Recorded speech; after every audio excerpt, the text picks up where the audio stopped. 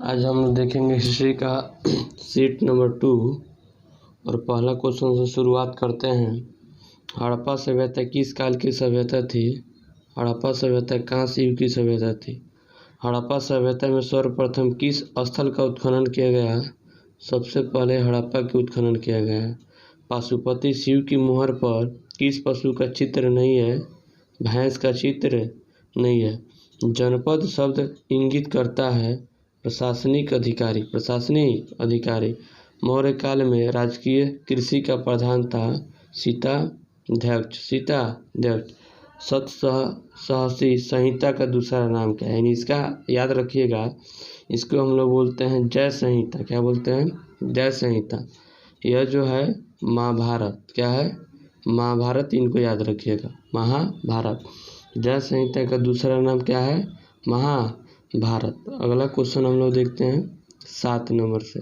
मनुस्मृति में कितने प्रकार के विवाह की चर्चा की गई है? मनुस्मृति में कितने प्रकार के विवाह की चर्चा की गई है? मनुस्मृति में 8 प्रकार के विवाह की चर्चा की गई है। प्राचीन वेद, सबसे प्राचीन वेद अगर पूछेगा तो याद रखिएगा ऋग्वेद। कौन सा वेद? ऋग्वेद। वेद 4 होते हैं, वेदांग 6 होते हैं, उपनिषद 108 होते हैं। सबसे प्राचीन वेद कौन सा है? ऋग्वेद। ऋग्वैदिक आर्यों को स्वर प्रमुख देवता कौन थे उस समय? भगवान इंद्र थे। यह भी सबसे अच्छा क्वेश्चन है। आजीवक संप्रदाय के संस्थापक कौन थे? मखली गोसाल। कौन थे? मखली गोसाल। आजीवक संप्रदाय के संस्थापक कौन थे? मखली गोसाल थे। यह भी बहुत अच्छा क्वेश्चन है, इनको याद रखिएगा। मखली गोसाल।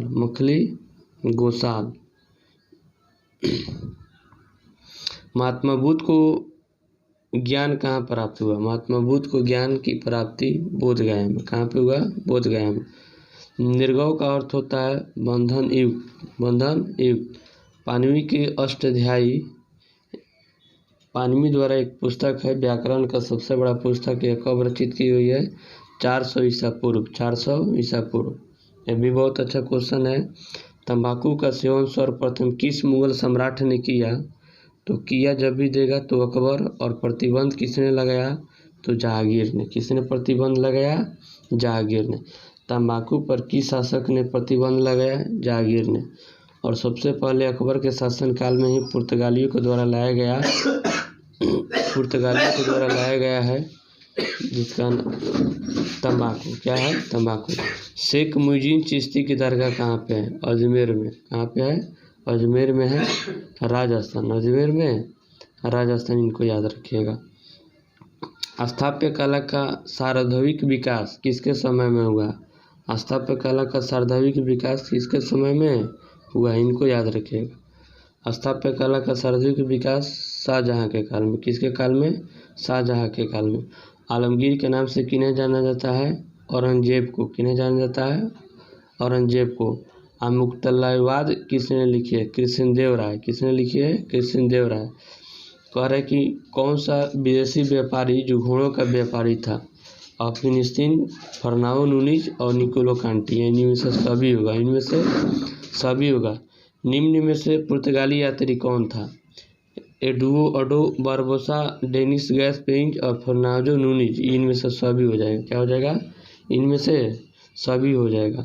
इनको याद रखिएगा, इनमें से सभी। इब्न बतूता किस सुल्तान के शासनकाल में भारत आया था? इनका भी नाम याद रखिएगा, मोहम्मद बिन तुगलक।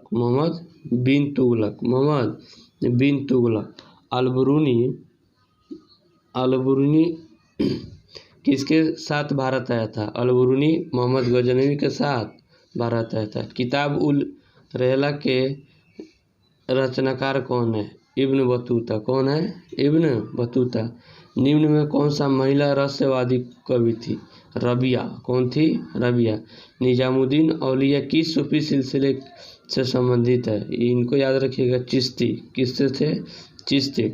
पहाड़ी लोग किस प्रकार की खेती करते हैं? तो झूम खेती। किस प्रकार की? झूम खेती। सिमकी रैयत को बंगाल में जमीन पट्टे पर कौन देता था?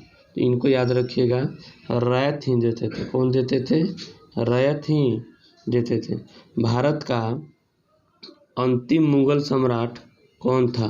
भारत का अंतिम मुगल सम्राट बहादुर शाह जफर। बहादुर शाह जफर। 1857 के विद्रोह का प्रमुख केंद्र कौन था? 1857 के विद्रोह का प्रमुख केंद्र उत्तर प्रदेश, बिहार और मध्य प्रदेश और बुंदेल की खंड। यह हुआ था 10 मई 1857 को।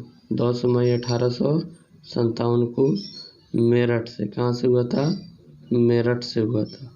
मेरठ से। मद्रास में विश्वविद्यालय की स्थापना कब की गई? इनको भी याद रखिएगा, 1857 में। भारत में हड़प नीति का जनक किसे कहा जाता है? डलहौजी को। इलहौजी लिखा है, डलहौजी याद रखिएगा, डलहौजी। तू मुझे खून दो मैं तुझे आज़ादी दूंगा, ये किसने कहा है?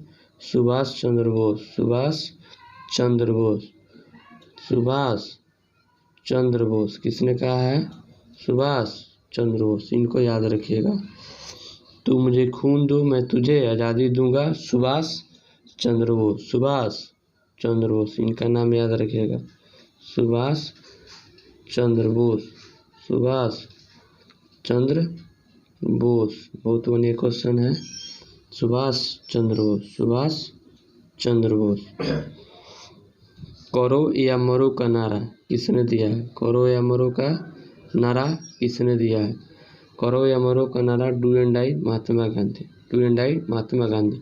सविनय अवज्ञा आंदोलन। सविनय अवज्ञा आंदोलन की शुरुआत कब हुई है? 12 मार्च 1930 को। 12 मार्च 1930, डेट याद रखिएगा, 12 मार्च 1930 को। भारत छोड़ो आंदोलन का नेतृत्व किसने किया था? महात्मा गांधी। किसने किया था? महात्मा गांधी।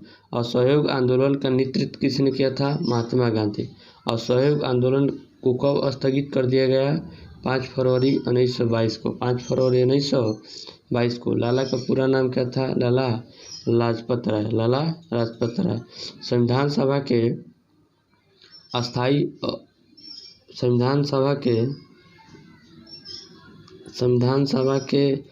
अस्थाई अध्यक्ष कौन थे? संविधान सभा के अस्थाई अध्यक्ष संविधान सभा के अस्थाई अध्यक्ष कौन थे? सच्चिदानंद सिन्हा। इनको याद रखिएगा।